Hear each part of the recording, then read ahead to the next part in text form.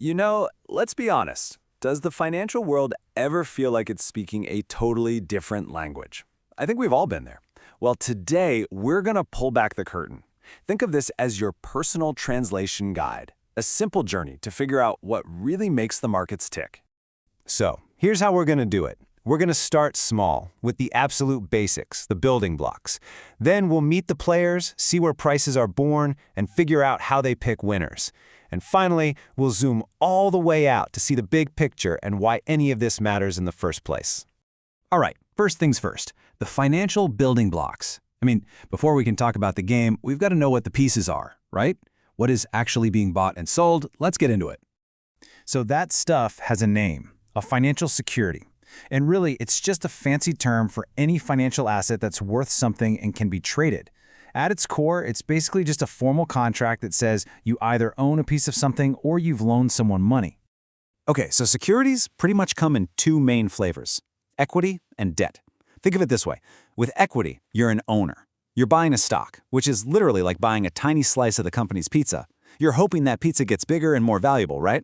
But with debt, you're not the owner, you're the lender. You're basically giving the pizza shop a loan, and they give you a formal IOU, what we call a bond, promising to pay you back plus some interest. For a company, it's a huge decision. Do we sell off pieces of our pizza to raise money, or do we just borrow some cash? And then we get to the tricky one, derivatives. I know, the word sounds complicated, but the idea is actually pretty simple. A derivative is just a contract that gets its value from something else. You're not trading the thing itself, you're trading a bet on where the price of that thing is going.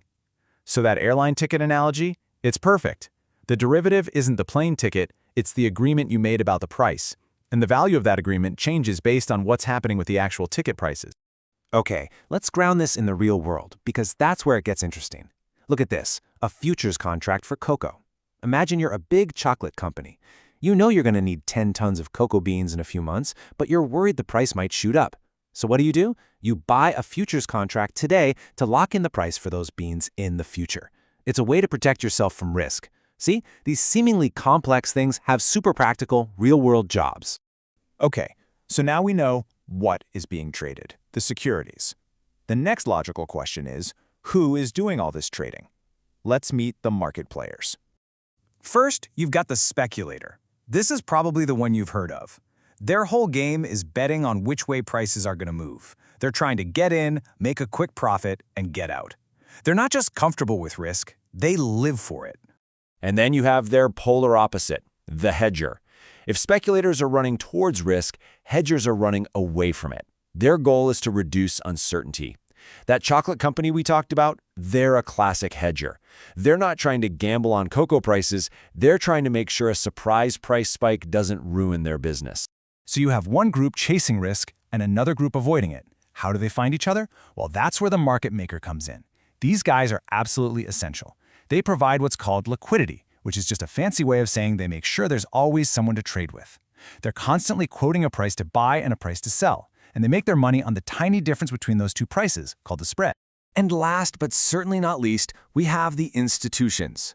These are the whales of the ocean. We're talking about the giant banks, the massive pension funds, the huge investment firms. They trade in such enormous volumes that when they make a move, they can literally create waves that move the entire market. They have armies of analysts and tons of resources. So yeah, they're kind of a big deal. All right, so we've got the what, the securities, and we've got the who, the players. Now let's talk about the where. Where do all these people come together to do business? This is where prices are born. Which leads to a really fascinating question, right? You've got all these different players with completely different motivations. Speculators, hedgers, the big institutions. How in the world do they agree on a single price for anything at any given time? It seems kind of impossible. Well, the answer is this incredible, almost magical process called price discovery. It's exactly what it sounds like. The market is constantly discovering the price. It's like a giant, nonstop global auction. Every single trade is a tiny negotiation between a buyer and a seller, and all those millions of negotiations every second create a consensus on what something is worth right now. And this process, this price discovery, it doesn't just happen in a bubble. It's completely plugged into the real world. As you can see from a chart like this, the price of things is deeply tied to what's going on in the broader economy. Is the economy booming? Is it in a recession? All of that feeds back into the supply and demand, and that's what ultimately shapes the prices we see. So if all these market players are reacting to what's happening in the world, that leads to the next big question. How do they do it? How do they sift through all that information and actually decide what to buy or sell? How do they try to pick the winners?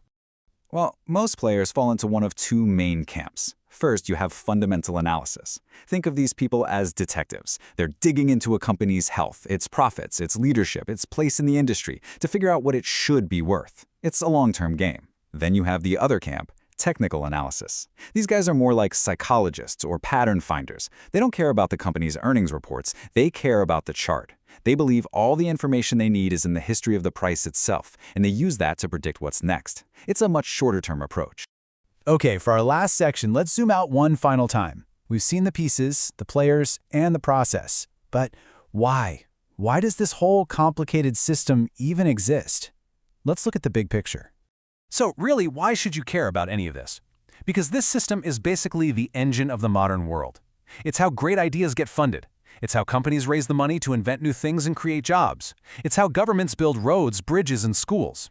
Financial markets are the mechanism that takes savings and directs it to the most promising and productive places in the economy. And what's so cool is that this system isn't static. It evolves. The same principles we've been talking about are being used right now to tackle huge global problems. Take the carbon market, for example. We needed a way to fight climate change, so a market was created to put a price on carbon emissions. It gives companies a real financial reason to pollute less. It's an incredible example of how we can harness the power of the market to drive change. When you boil it all down, the market is just a mirror. It reflects our collective story, our hopes for the future, our fears of what could go wrong, and that constant human dance between taking a risk and playing it safe. It's a living narrative about what we, as a society, value. So now that you've got the basics down, the only question left is, what role are you going to play in that story?